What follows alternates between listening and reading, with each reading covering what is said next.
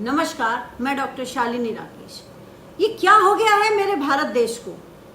कल हमने टीवी चैनलों पर देखा कि पूर्व आईपीएस अमिताभ ठाकुर को पुलिस जबरन खींच करके घसीटते हुए लेकर के जा रही है। ऐसा तो कभी अंग्रेजों के टाइम में देखा जाता था कि जो सरकार के खिलाफ मुंह खोलता था उसको या तो गोली से उड़ा दिया जाता था या जबरन जेल में डाल दिया जाता था।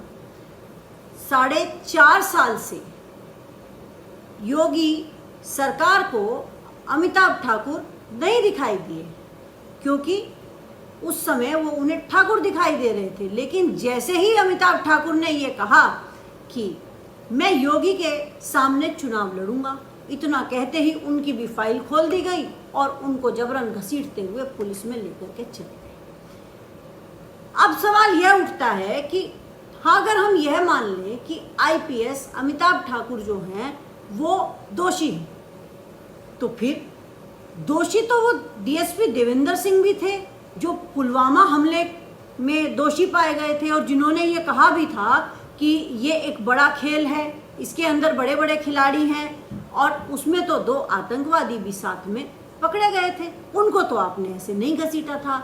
और फिर अगर हम उत्तर प्रदेश की ही बात करें तो कुलदीप सेंगर, जिस पर बलात्कार का आरोप था, उसको तो हमने ऐसे घसीटते हुए नहीं देखा। उनको तो साक्षी महाराज भी जेल के अंदर मिलने के लिए गए थे। फिर इस पूर्व आईपीएस के साथ ऐसा व्यवहार क्यों किया गया?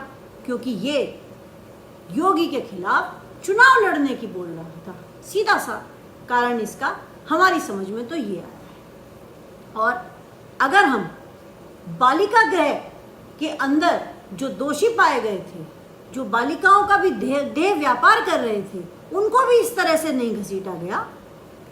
उनको तो आराम से पुलिस लेकर के गई, जेल के अंदर हैं। और जो मॉब लिंचिंग के अंदर पाए जाते हैं, जो जय श्री राम जबरदस्ती बुलवाते हैं, उनको तो थाने के अंदर से ही जमानत मिल जाती है। ये कैसा है? ये कैसी न्याय व्यवस्था है? क्या न्याय भी अब शक्ल सूरत या कौन हमारे साथ है यह देख करके किया जाता है? ऐसा हो रहा है उत्तर प्रदेश के अंदर। वैसे तो ये कहते हैं कि हम हिंदू राष्ट्र बनाएंगे, हम हिंदू के लिए ही काम करते हैं, लेकिन अभी मुख्यमंत्री आवास जो यूपी में लखनऊ में जो शिक्षक धरना दे रहे थे, शांतिपूर्वक धरना दे रहे थे, वो ओबीसी और SC/ST समाज से थे, उन पर भी लाठियां बरसाई गई। क्यों? उन पर क्यों लाठियां बरसाई गई? क्यों? वो कुछ मांग रहे थे, इसलिए उन पर लाठियां बरसा दी गई। हरियाणा में भाजपा की सरकार है, वहां पर लाठियां चलाई गई, और वो भी जो मुख्यमंत्री है, जहां से मुख्यमंत्री आते हैं करनाल से, वहां पर ही ऐसी घटना हुई।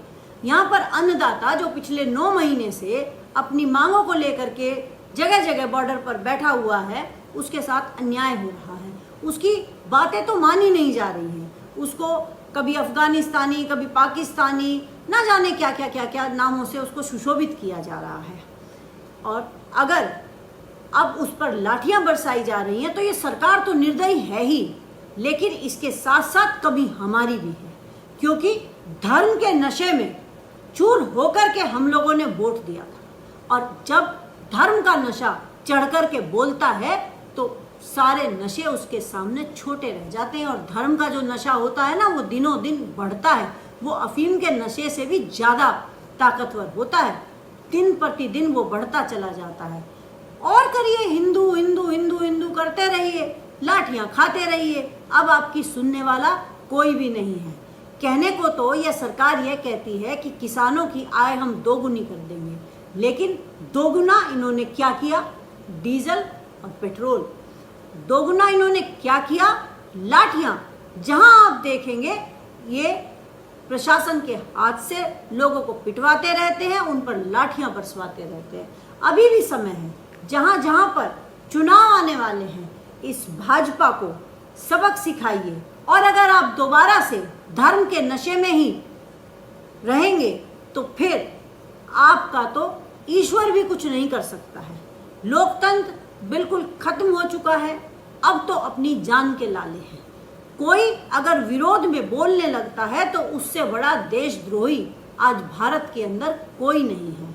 लड़कियां यहाँ पर सुरक्षित नहीं हैं, बेरोजगार युवक यहाँ पर इतने हैं कि अगर आप घर से 2 किलोमीटर की दूरी पर जाएं और आप ये सोचने लगें कि किसको रोजगार मिला, तो यहाँ पर रोजगार जिसको मिला हो वो एक भी व्यक्ति नहीं मिलेगा। यानी कि यहाँ पर अंधेर नगरी हो चुकी है और ये लोग सिर्फ हमें धर्म के चक्कर में बहला करके हिंदू मुस्लिम कर करके सत्ता पर काबिज हुए हैं।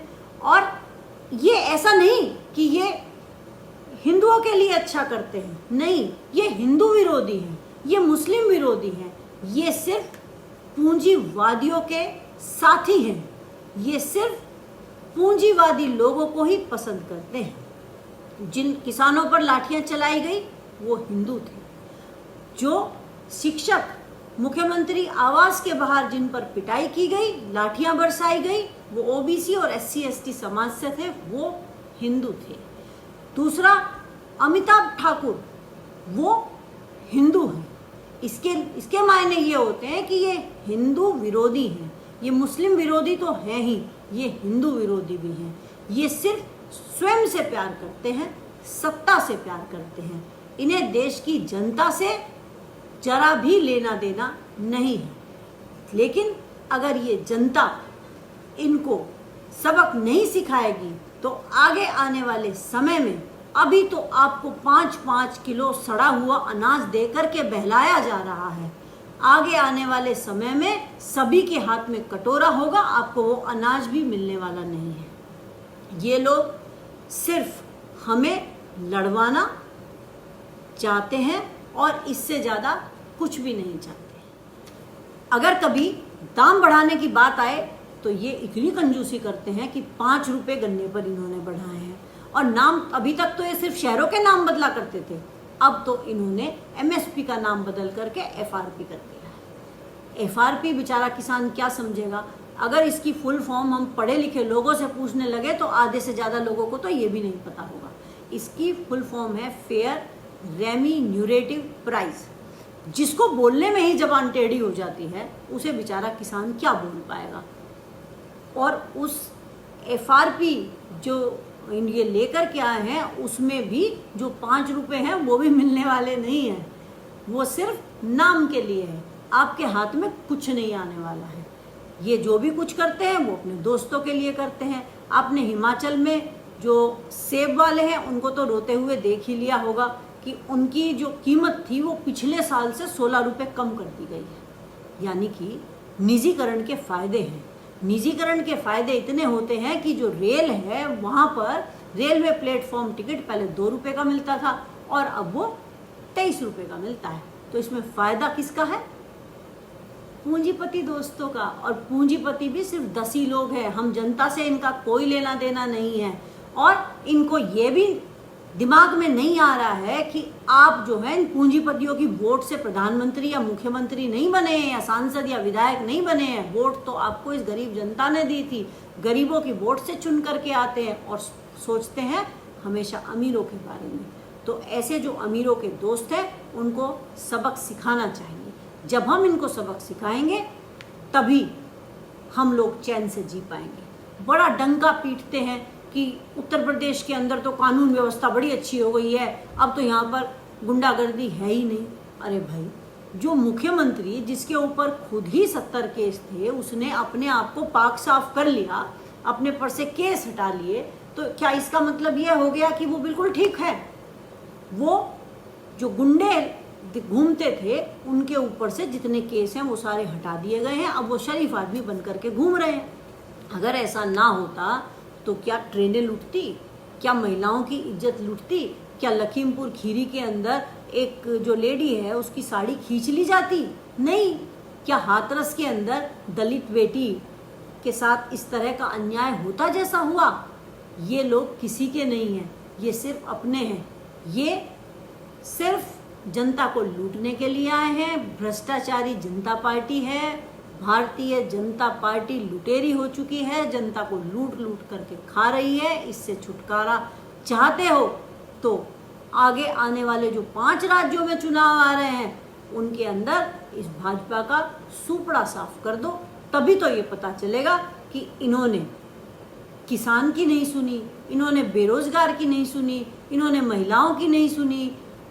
इसीलिए इनको जनता ने सत्ता से बेदखल कर दिया है। जय